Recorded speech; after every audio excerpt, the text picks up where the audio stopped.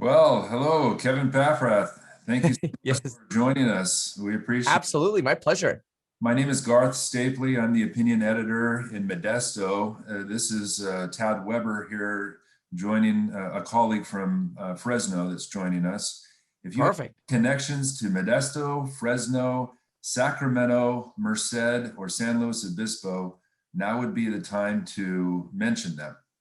Oh my gosh. Oh, well, that's awesome. Well, beyond a lot of rallies that we've done out in your area and the supporters I have from social media or the campaign, I don't have direct connections to individuals that I can name drop. Okay, no rental properties up here in this area or what? No, all of my properties are in Ventura County. I keep them within 30 minutes of where I live just because otherwise for me, it's too management intensive. Sure, that makes sense. Well, it's good of you to join us. Tad and I will be handling this interview, but the fruits of it will be seen in all of the markets that we just mentioned. Awesome.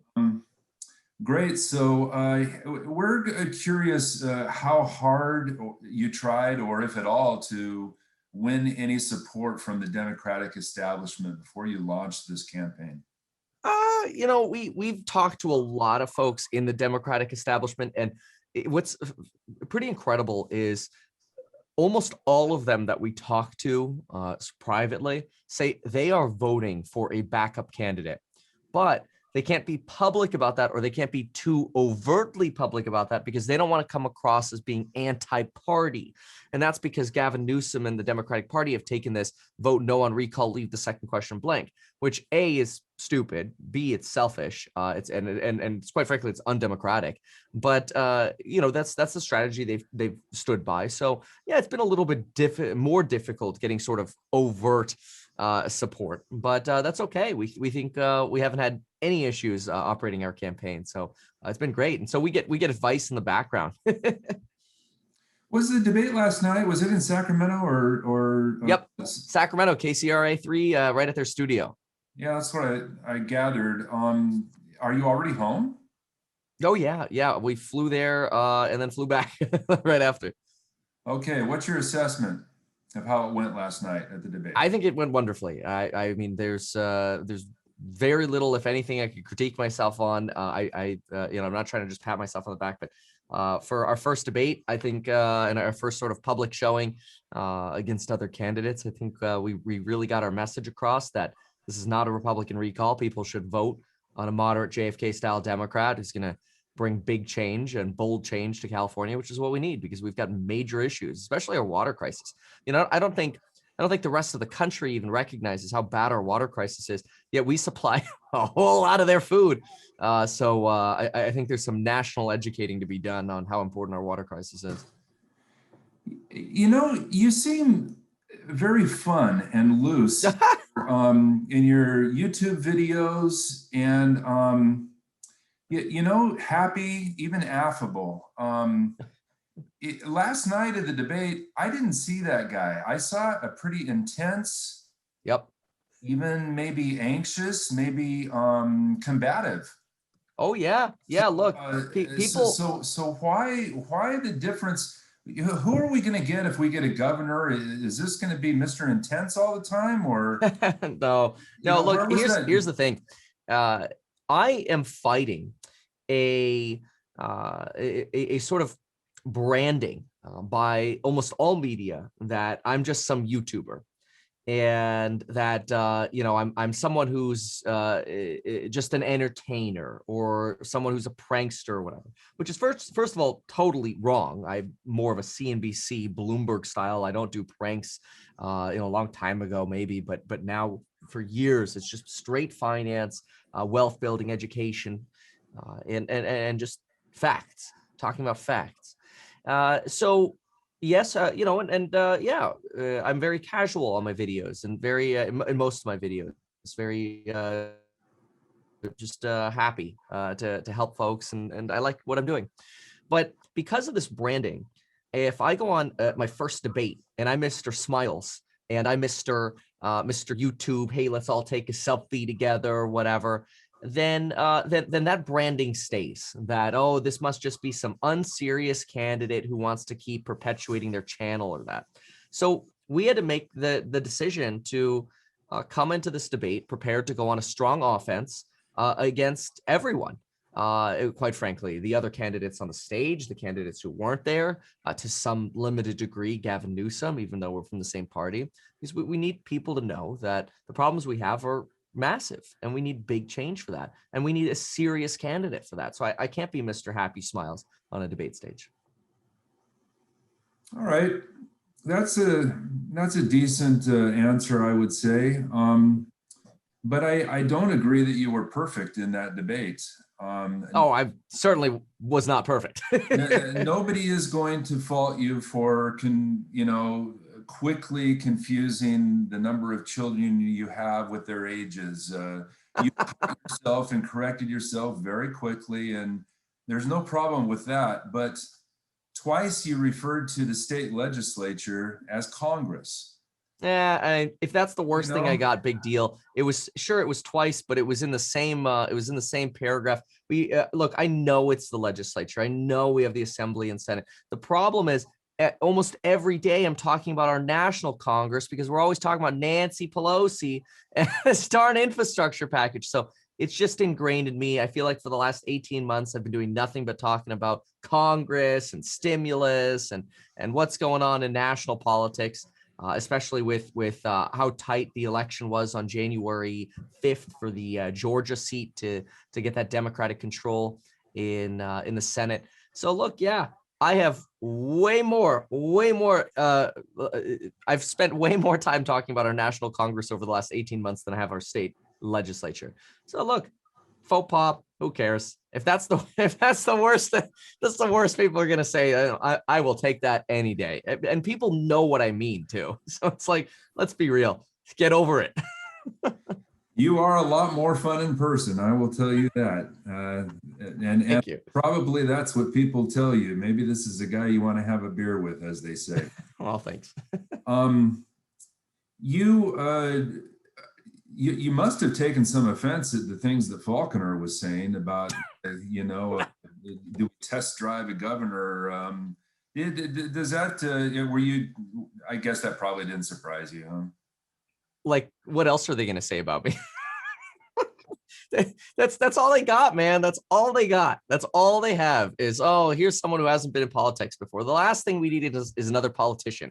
That's why I opened up with definition of insanity is doing the same thing and expecting different results. We keep electing politicians with political experience in California. We end up getting poor leadership and nothing changes.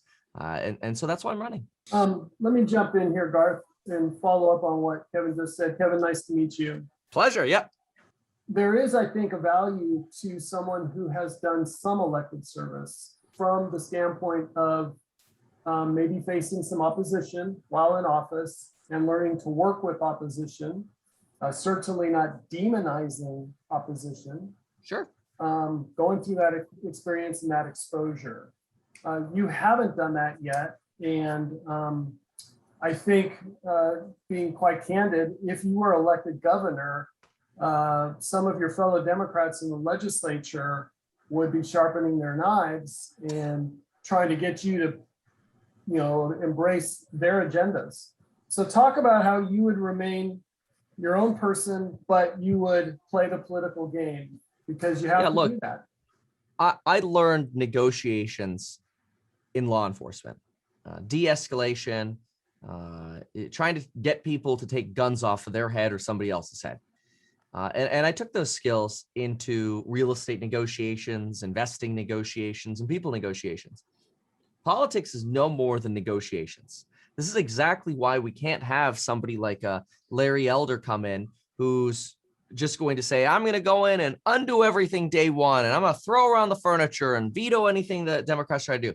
The knives are going to be sharp from everyone in the legislature if somebody comes in like that. You have to respect the legislature, and you have to respect that all of the people in our legislature are trying to do good. Everybody has different opinions about how that good should be done, but we all have the same goal of doing something good. And I think with the supermajority that the legislature has, the realizations of the problems that we have, But together, under a strong leader, we can affect massive change. And so my specific plan is first dealing with homelessness. So that way, after 60 days, we don't have homeless dying on our streets anymore. Then I move on to the second part, which is where I work with the legislature on the massive issues that we have, like schools and housing and crime.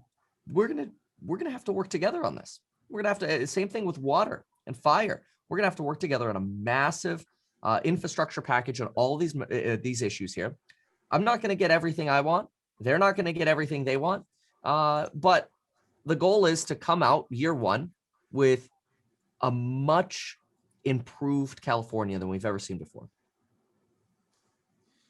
But the last guy that I recall that really branded himself as a master negotiator became our president. And I don't know, did you think he was a good president? Look, Donald Trump did the same thing I just described to you about Larry Elder, which was go in, start undoing things and throw around the furniture. I don't think that works in California. I don't really care about the federal office or the past. I just know that you can't go in and day one start offending the legislature. You have to respect them and you have to work with them. You have to hear them out. I don't mind sitting down with every single one of them individually for dinner to figure out, or dinner, lunch, breakfast, whatever. I got to work fast. Got only a 5-week transition period, if voters elect us. So there's a lot of work to do. Don't get me wrong. A lot of work to do. But I'm willing to put that work in and make sure we can negotiate win-win deals. I guess I'd like to hear a little bit more of your thoughts about Larry Elder. He is. What's your latest polling? Is he on top? Well, the latest 2 polls in August. The first one has me beating him 27-23. The second one had me at 13 and him at like 21 or 22 or something like that. Maybe it was 23 even. So he had the CBS poll, he polled better than I did, but it's not even close compared to the other candidates. I mean, the people I was debating with yesterday, I poll higher than all 3 of them combined in those last 2 polls. But yeah, look, I just don't think Larry Elder is going to be able to get anything done. And that's my biggest concern, is that we're going to have a lame duck governor for a year. Now, Larry Elder says, oh, well, I'll be able to veto things and I'll be able to make appointments and I'll be able to use executive action. I don't think he understands that, first of all, we've never had a 75% supermajority before in the history of California. And this is a massive supermajority.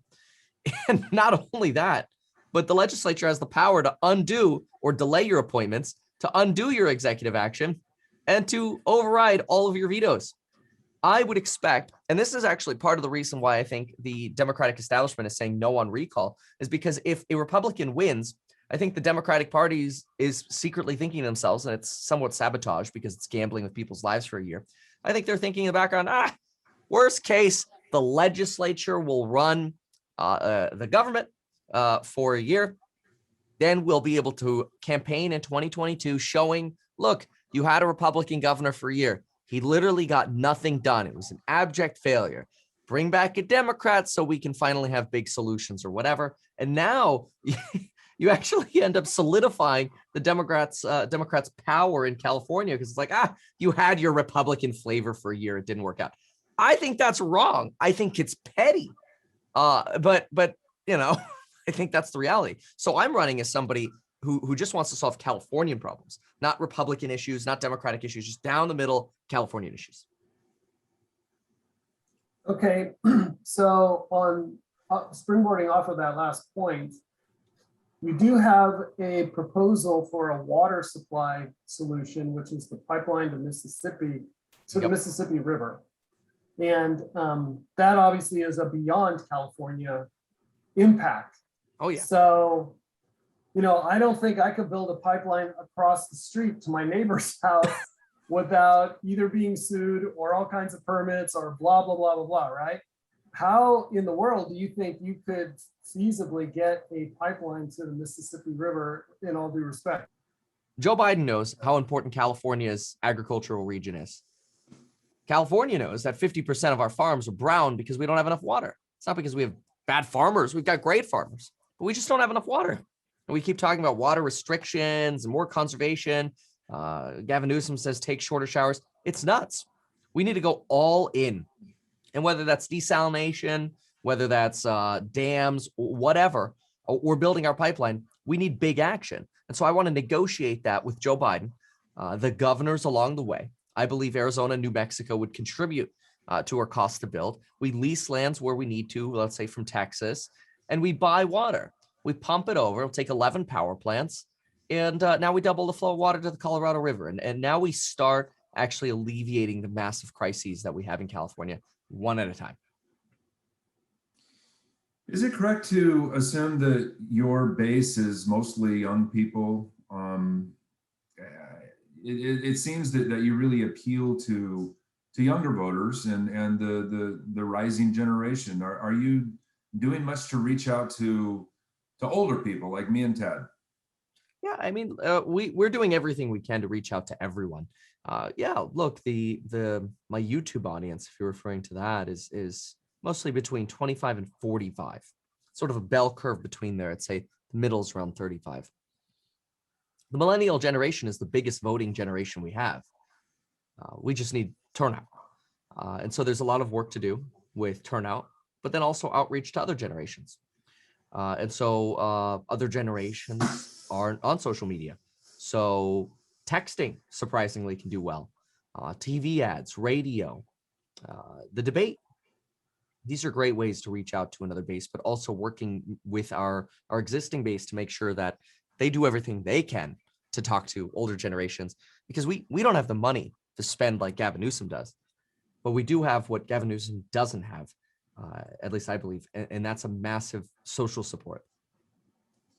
You're not wrong that turnout is going to be very important. Our look at the numbers suggests that although young people really like you, young people have not cast their ballots yet. There's a lot of young voters out there that are just sitting on their hands or just waiting. I don't know. So you're trying to reach them. What can you do to get out the vote? I expect the younger voters likely to vote closer to the election in person. So that's our expectation. But yeah, look, we've got to make sure we pitch, get out and vote as much as possible. So that'll be a big priority. Okay, another constituency obviously is the Republicans. Now there aren't nearly as many Republicans as there used to be in California, but how do you reach any of them with so many Republican candidates running against you? Do you to capture any Republicans? Absolutely. In fact, we get donations from Republicans. We get a lot of support from Republicans, and that's because Republicans aren't dramatically different from Democrats. They want common sense. They want solutions, and they want to see change in California. A lot of frustration has driven them to the antics of Larry Elder, but as they recognize the challenges that somebody like Larry Elder would face, a lot of folks who were Larry Elder supporters are supporting us.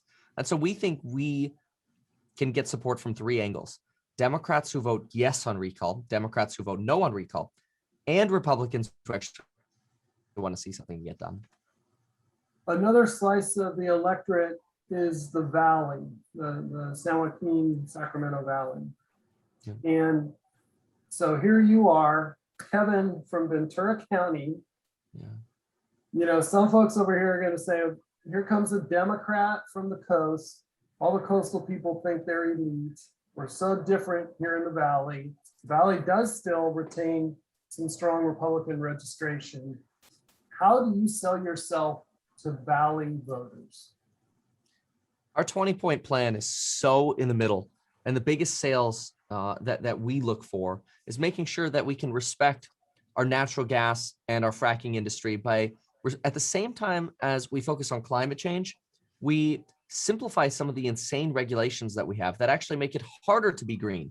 For example, some of our climate regulations don't allow our natural gas infrastructure to improve their infrastructure. We could make some of our natural gas infrastructure 8 times more efficient today, but we don't because it's not 100% green. There's a lack of common sense on a lot of regulations and rules that we have. And the problem is we've never had a governor, at least I believe, who has looked at the problems we have in California holistically. So we have a climate change issue. Okay, let's build. And we also have a housing issue. and a homeless issue because of the housing issue. Well, then let's build hundreds of thousands of new homes. Around them, let's build solar and wind farms. But now that we're improving climate change, let's also make sure that we're simplifying some of the regulations that can positively affect climate change while we're working on that transition. And that's much like the natural gas solution I talked about. There's a lot of work to do with all of this, a lot of negotiation to do at every level of this. I'm ready to do it. I don't know that I mean, it's not a secret that your parents are immigrants from Europe, but it's so am I. And so are you. Are you a naturalized citizen? I guess I should ask. Yes. When did that happen? 2011. Okay. Does your background inform your views on immigration at all? And what are your views on immigration? I think we should have streamlined legal immigration. I think the reason we have refugees coming to the border is because, people who are educated, people who have businesses and skills don't want to risk their lives to come here. So the only immigration it feels like we have are refugees. And so I think we need to create an opportunity for that architect or that engineer or that electrician in Brazil to be able to come here and work. If somebody can say, hey, look, I can come to California and I can work, there should be a streamlined immigration option for them. So that way, if they can say, look, I don't need to take, I can give to the economy. I just need papers. Well, golly, we shouldn't stand in that way. We should be inviting people to California, not driving people out of California. But of course, we got to solve all of our major issues too. We've got to solve the housing crisis. We got to solve the homeless crisis and the crime crisis. But we can do that. We can do all these things together at the same time. But yeah, look, I'm a big fan of faster, streamlined legal immigration. And I think it'll put a massive dent into our illegal immigration problem or undocumented problem. Back to Valley and conservative voters, we should probably let you have a chance to talk about your views on gun legislation. Sure. Would you just briefly do that, please? Yeah. So I'll try to keep it brief. Basically, gun violence has massive and multivariate causes. Depression, mistrust, economic reasons, job loss, familial issues, whatever. Yet we don't teach mental education in our schools. We have a horrible mental health infrastructure. We have a horrible economic structure that perpetuates poverty and mistrust. And so my plan addresses those big underlying issues. And I believe addressing those underlying issues will actually help us reduce gun violence. See, I don't believe, and statistically I'm right, that criminals use California compliant weapons or California rostered handguns. So I'm not for these sorts of gun controls because statistically, every time we talk about gun controls, gun sales skyrocket and Californians are achieving the opposite of what they want. So I'm for solving the big problems that actually lead to gun violence and then slowly rolling back some of the nonsensical regulations that we have on guns that just lead to illegal importing of guns from other states or whatever.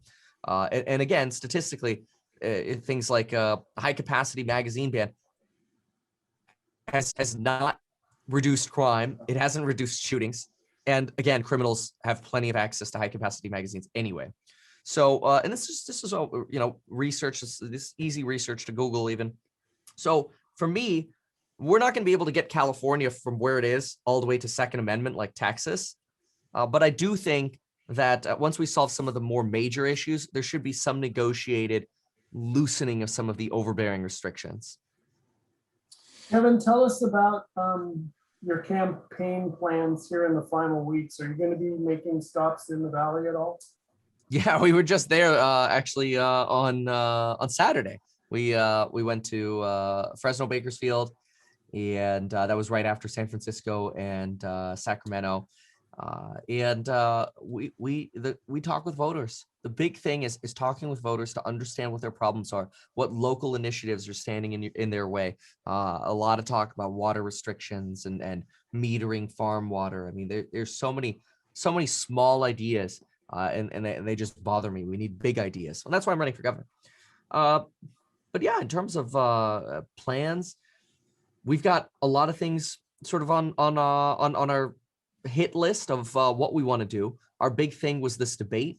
And so over the next 2 days, we're going to plan exactly how we want to finish out the next 2.5 weeks, what kind of ads we want to do, radio. And we're building that off of the debate, because I don't think there's going to be another debate. So we're going to build our next moves off of the success of the debate. Okay. Yeah, and I guess I struggle a bit with the idea that that you have shown a lot of disdain for the governor, who really is the leader of the Democratic Party in California, and how you expect to win over people when you've disrespected their leader. I don't think anybody really respects Gavin Newsom. I think I think they kind of have to play along to not get their head chopped off. But once the problem goes away, I think there'll be a weight lifted off a lot of folks' shoulders, and we'll actually be able to make big change happen. And look, I know that's very critical of Governor Newsom, but I can't stand somebody who's willing to lie to Californians and then try to cover it up. And it's not just once; it's many times. Overstating fire prevention by 690%. Then after getting exposed by NPR for overstating fire prevention by 690%, tries to cover it up. His administration tried to remove evidence that they ever made the claims that they made, which is unacceptable. He tells us we have a $5.2 billion surplus for rent relief because we're roaring back. California's doing so well. He doesn't understand that we had a one-time boom in SPAC IPOs and IPOs. That money's not going to be here again next year. And that $5.2 billion didn't come because California is roaring back. $4.8 billion of it, or over 92%, came from Joe Biden and Donald Trump. And at that, this $5.2 billion is sitting around while people are desperate to make their rental payments, to get the rent relief they were promised from Congress. And yet Gavin Newsom's only distributed 6% of the money. It's a crime. He went into office saying he was going to end the high-speed rail. Now he loves the high-speed rail. It's 71-year break even on the project. It's stupid.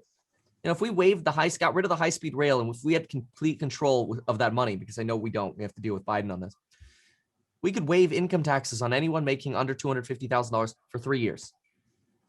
It's such an abject waste of money. Should be investing in our schools instead. So look, there are a lot of things that really frustrate me about Gavin Newsom. Donations from Netflix in exchange for we get to stay open during the pandemic while 1/3 of California's businesses are going bankrupt. Donations from Google, and this is all research. I can send you this stuff. Donations to a $7 million donation from Google. A few days later, Gavin Newsom signs a tens of millions of dollar no bid contract with Google. I mean, it's just, it's so wrong. And so we got to bring transparency to government. We need a new leader. All right, we're up against the end of our agreed time. We'd like to just give you a minute to say what your main message is to voters, and then we'll wrap it up. Yeah, absolutely. Well, look, the number one thing is do not leave the second part of the ballot blank. Pick the best backup option. My complete plan is at meetkevin.com. I'm running as a JFK-style Democrat because I have nightmares that in 20 years, my 3- and 5-year-old are going to ask me, Dad, why did you raise us in California? The state's bankrupt, or nearly bankrupt in 20 years from now. If we stay on this path, we will be. Why didn't we move to Texas or Florida? And that devastates me. I don't want to stand in front of my children and have to say, sorry, I raised you in a failed state. And right now we're on the path towards failure. We just have to look around, and we know this. It's almost like during the pandemic, we had our heads down and we were working taxpayers. And now we look up, we're like, wait a minute, people are dying on the street. We have a housing crisis, a crime crisis, and no real plans to solve them from any other candidate. And a Republican certainly isn't going to get anything done with this supermajority of Democrats. So I believe I am the best option with my full actual plan outlined at meetkevin.com for exactly how we're going to fix California.